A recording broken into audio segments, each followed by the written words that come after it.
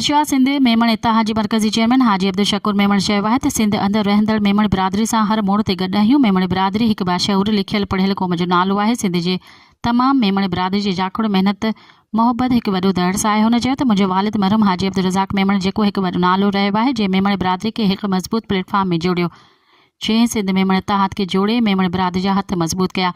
वालिद जी विछोड़े मां काफ़ी सारो नुक़सानु पहुतो आहे, जंहिंजी छॾियल मिशन खे इंशाअल्लाह पूरा कंदासीं। सिंध मेमण इतिहाद खे मज़बूत करण में कोशिशूं तेज़ करे रहिया आहियूं। मेमण क़ौम सां नाइंसाफ़ी हरगिज़ बर्दाश्त न कई वेंदी ऐं न ई कंदासीं। सिंध जे मुख़्तलिफ़ शहरनि में मेमण इतिहाद जी नयूं बॉडी चूंडियूं वयूं, जंहिंखे हिकु ताक़तवर ऐं मज़बूत प्लेटफॉर्म ॿीहर जोड़े सघारो कंदासीं। हुन वधीक चयो त मेमण बिरादरी कंहिं जी बि मोहताज न आहे ऐं न ई थींदी, पाण मुरादो सां घर रखे थी।